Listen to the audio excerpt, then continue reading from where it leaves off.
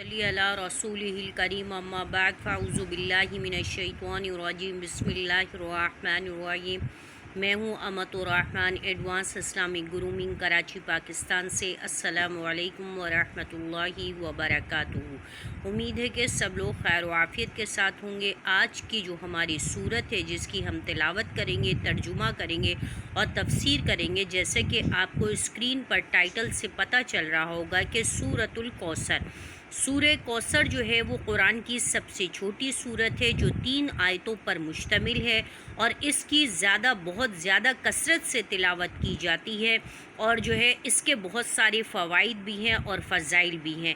تو آج ہم سب سے پہلے اس کے بارے میں بات کر لیتے ہیں، اس کی تلاوت کے ذریعے اس کا آغاز کرتے ہیں کہ اس کا کیا ترجمہ ہے، اس کی کیا تفسیر ہے۔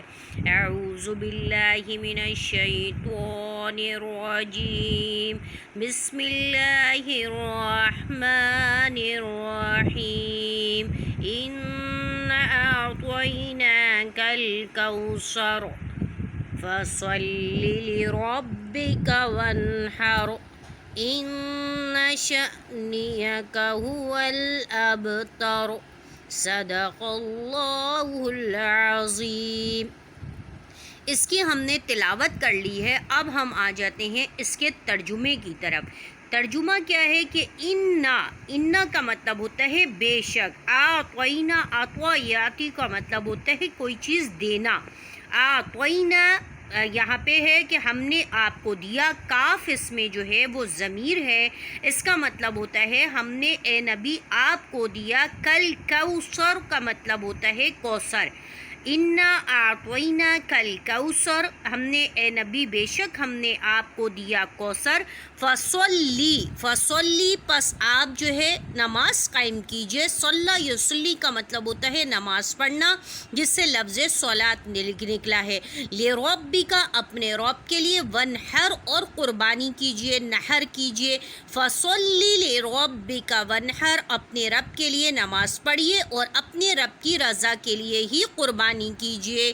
ان شانئک هو الابتر، کہ بے شک آپ ہی کا دشمن جو ہے وہ کیا ہوگا، دم کٹا ہوگا، یہ بے اولاد ہوگا یا لا ولد ہوگا، یا اس کی ہی نسل آگے نہیں بڑھے گی۔ انا بے شک، شانئک آپ کا دشمن، کاف اس میں ضمیر ہے، ہوا جو ہے وہ بھی ضمیر ہے جو نبی کریم صلی اللہ علیہ وسلم کو مخاطب کر کے کہی گئی ہے کہ وہ آپ کے دشمنوں کی طرف کیا ہوگا۔ اب تر کا مطلب ہوتا ہے، اب ترا یبترو کا مطلب ہوتا ہے دم کٹا ہونا، یا جس کی نسل کا مقطوع نسل ہونا، یعنی کہ جس کی نسل آگے نہ بڑھے، جس کے پاس اولاد نارینہ کا نہ ہونا۔ یہ تو ہو گیا ہمارا ترجمہ۔ اب ہم اس کی تفسیر کی طرف بات کر لیتے ہیں کہ تفسیر کیا کہہ رہی ہے۔ تو اس میں لفظ کوثر ہے، کوثر جو ہے وہ جنت کی ایک نہر کا نام ہے، جو کہ نبی کریم صلی اللہ علیہ وسلم کو قیامت والے دن روز محشر میں دی جائے گی، اور سارے جنتی جنت میں جانے سے پہلے آپ صلی اللہ علیہ وسلم ان کو اس کوثر کا پانی پلائیں گے۔ اور کوثر جو ہے وہ کثرت سے ہے، کثرت کا مطلب ہوتا ہے کسی بھی تعداد کا بہت زیادہ ہونا۔ اب وہ جو حوض کوثر سے جو آپ کو پیالہ بھر کے پانی پلایا جائے گا، وہ اتنا سیر حاصل پانی ہوگا کہ پیئیں گے تو آپ ایک کٹورا، ایک پیالہ ہی پانی، لیکن جنت میں جانے تک آپ کو کسی جنتی کو جو ہے وہ پیاس نہیں لگے گی۔ اور اس کے علاوہ جو ہے اس کی ایک تفسیر علماء مفسرین نے اس طرح بھی کی ہے کہ کوثر ایک حوض کو کہتے ہیں جس سے پانی پلایا جائے گا، لیکن حوض کے اندر جو پانی آ رہا ہے وہ بھی جنت کی نہر سے ہی آ رہا ہے، اور اسی پانی کو نبی کریم صلی اللہ علیہ وسلم جو ہے وہ اپنے امتیوں کو پلائیں گے تو جنت میں جانے تک ان کو پیاس نہیں لگے گی۔ فصلی کا مطلب ہے کہ آپ اپنے رب کے لیے نماز پڑھیے۔ ونحر کا مطلب ہوتا ہے نحر کرنا، نحر کا مطلب ہوتا ہے اونٹ کی گردن میں، اونٹ کے حلق کے اندر جو ہے وہ نیزہ مار کے اس کو جو ہے وہ ذبح کرنا، یعنی کہ اس کو نحر کرنا۔ اصل میں عربی میں نحر کہتے ہیں قربانی کرنے کو۔ اب یہ قربانی کیا ہے، اجتماعی ہے۔ اونٹ کا جو کیونکہ جسم اور جسامت میں جسے کے لحاظ سے بڑا ہوتا ہے، تو اس کی حلقوم میں جو ہے وہ نیزہ مار کے تیر مار کے اس کو جو ہے وہ نہر کیا جاتا ہے، اور لیکن باقی جانوروں کو زمین پہ لٹا کر کے ان کا ذبیحہ کیا جاتا ہے۔